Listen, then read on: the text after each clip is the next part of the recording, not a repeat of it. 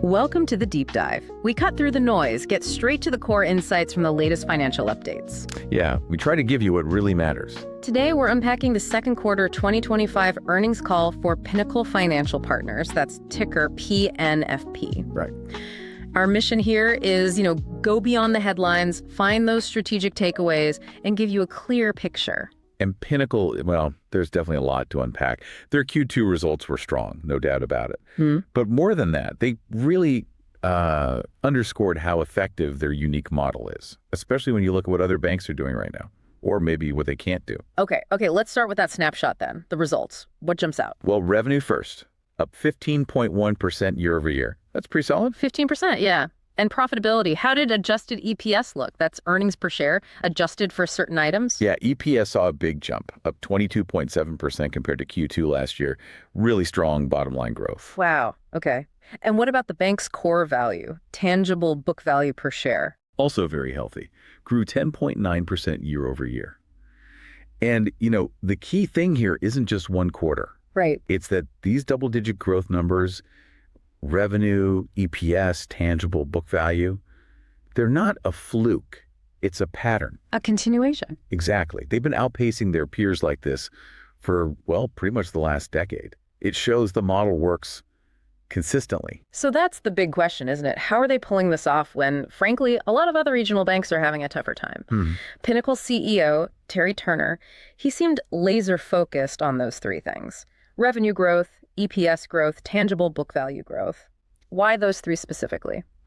Well, this is where Pinnacle's thinking is maybe a bit different. A lot of banks obsess over, say, net interest margin M or their efficiency ratio. Sure, standard metrics. Right. But Pinnacle's management, they believe those things are less directly tied to, actual shareholder returns over the long haul. They argue that revenue, EPS, and tangible book value growth, those are the metrics that really move the needle on the stock price. So that's what they manage for. It's a kind of radical focus, really. Cuts through the noise, as you said. Okay, so let's talk strategy. They call it a market share takeaway strategy. Sounds aggressive. It is, in a way. Yeah. But it's specific. Their goal is sustainable, double-digit growth in net interest income and earning assets. Okay. And the only way to do that reliably, especially long-term, is to grow core deposits fast enough to fund all those loans and assets. And core deposits are the sticky ones, right? Checking, savings. Exactly. The stable funding base. And they're doing this even now, which is, pretty impressive. We've had this inverted yield curve since Q2 23. Yeah, tough environment for banks. Usually squeezes margins, right? But Pinnacle's net interest income still grew 7%. A lot of their peers actually saw NII shrink. That's a huge difference. And get this. Double-digit earning asset growth. Peers struggled to grow assets at all. And core deposits, up 13%. 13%? Yeah, roughly 5 times the peer median. And that's while the Fed was shrinking the money supply, making deposits harder to come by for everyone. Okay, so how are they taking this share? Is it just price? Not really price-driven, no. It's more about talent. They target the biggest banks in their markets. The market share leaders? Right. And they've become basically the place where top bankers, the experienced relationship managers from those big competitors, want to work. Why? What's the draw? Better pay? Pay is part of it, sure. But it's more than that. The recruiting is unique. It relies almost entirely on referrals from their current employees. Ah, so it's a culture thing too. Big time. It ensures people are not just good bankers, but also fit the Pinnacle culture. Client first, service focused. And these aren't rookies. Right. The average hire has 18 years of experience. They bring their clients, their book of business with them and quickly. And they leave the bad loans behind, presumably. Exactly. They cherry pick the good relationships. So you get rapid, reliable growth, but also really good asset quality. It's smart. It sounds like a flywheel. They hire good people. Who bring good business. Which makes the bank stronger, more attractive. Which helps them hire more good people. Yeah. Exactly. And the numbers back it up. The rate they add these experienced bankers, it's growing at a 12% compound annual rate. Which matches their asset deposit growth rates? Perfectly. It's all connected. And this isn't just theoretical growth, they put a number on it. They did. This is pretty key. The bankers they hired just between 2020 and 2024, they project those hires alone will bring in about $19 billion in organic asset growth through 2029. $19 billion, that's huge. It's massive. And here's the kicker. Management says this growth is largely independent of the economy or interest rates.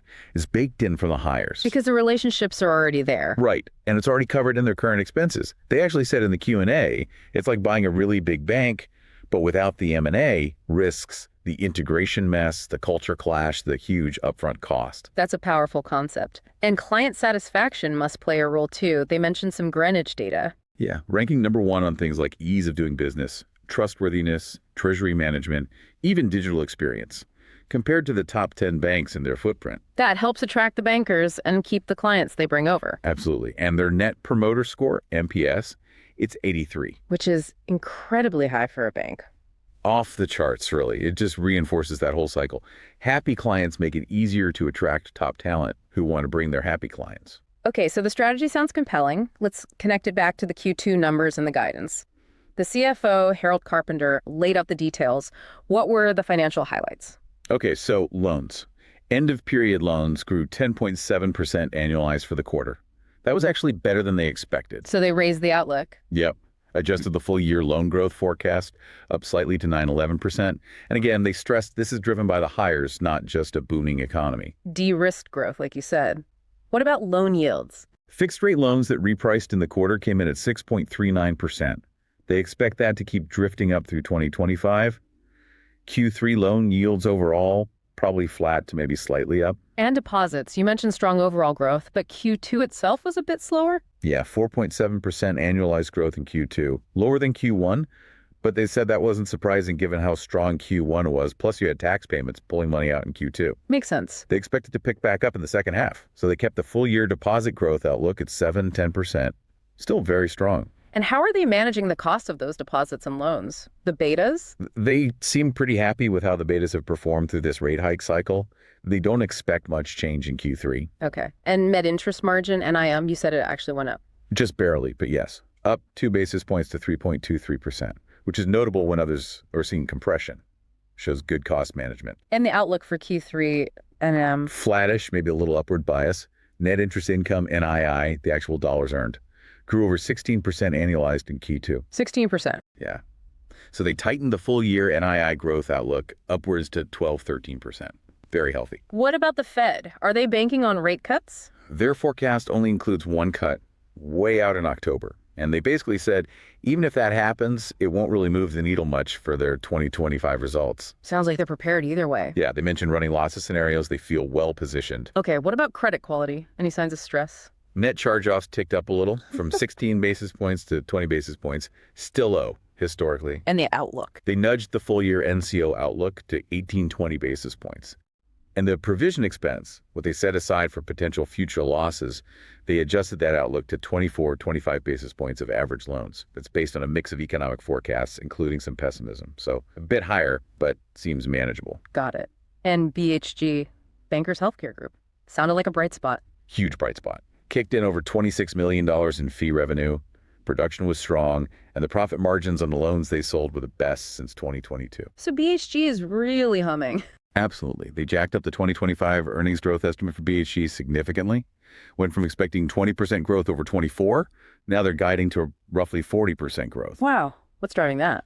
Lower costs of BHG, better credit results within that portfolio, and just stronger production. It's a big boost to Pinnacle's overall fee income. Which explains why they raised the total fee guidance too. Exactly. Overall, fee income growth guidance went from 8-10% up to 12-15% for the year, driven by core banking fees, wealth management, and that BHG strength. And expenses, did they adjust that? Slight adjustment upward on total expenses. Now expecting $1.145 to $1.155 billion for the year. But that includes a higher bonus payout for employees there accruing at 115% of target. Which signals confidence they're going to hit those higher targets. Precisely. So yeah, overall, management sounded, definitely more optimistic than maybe 3 months ago, expecting another strong year. Let's shift to the Q&A. That $19 billion organic growth number from hires really seemed to capture attention. How did management frame that against M&A? Yeah, they doubled down on it. They really emphasized their preference for this organic hiring growth model.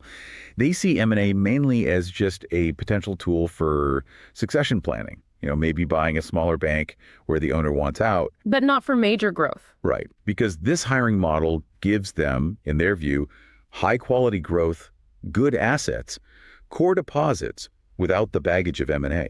No integration risk, no culture clash, less capital intensive upfront. It's just cleaner, more predictable. Makes sense. What about expanding? Are they looking at new states? Texas always comes up. They're still focused on going deeper in the markets they're already in, that triangle footprint. Memphis, D.C., South Florida. Okay. They see more opportunity there, maybe other parts of Florida, Texas.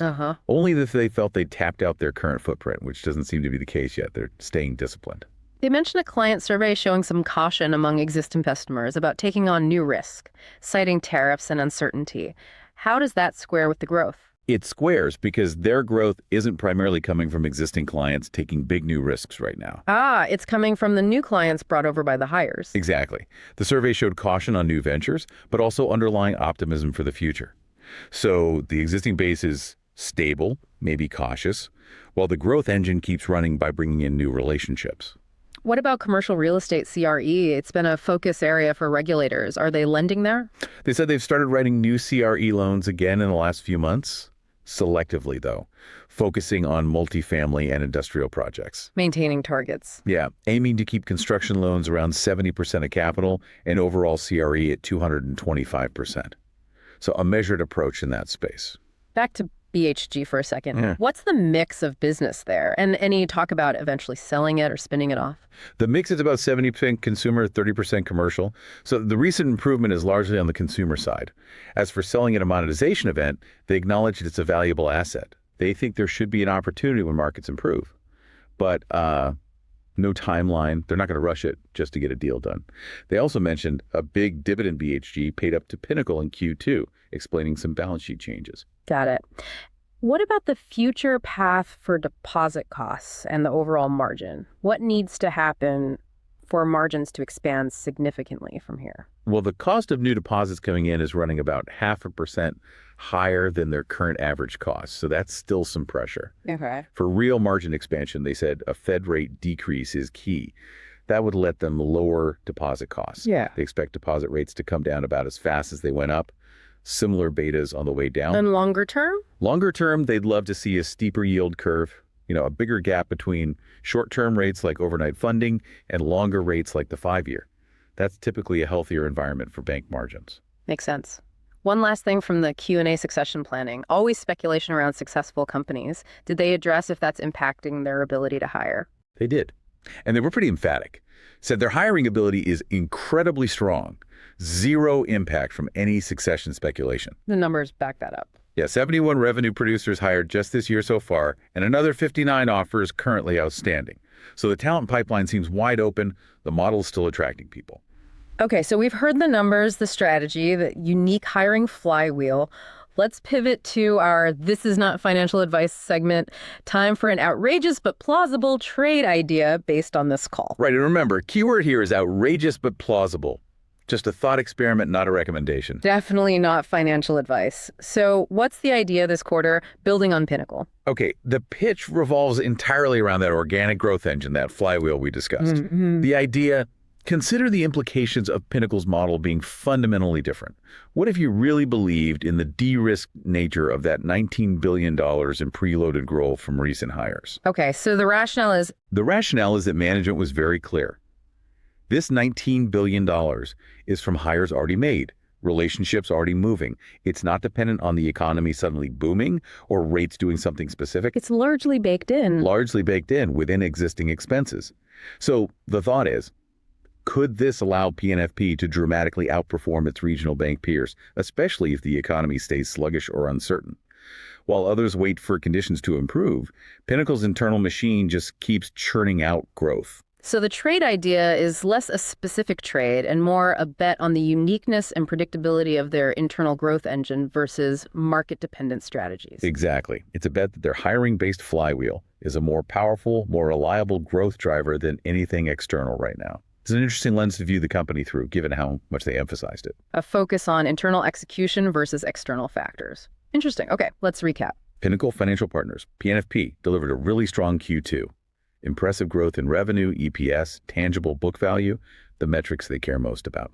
Driven by that distinct market share takeaway strategy, it's all about hiring experienced bankers who bring their clients, fueled by referrals and a strong service culture. And it seems to be working, even now. They're generating outsized results compared to peers, despite the challenging macro backdrop.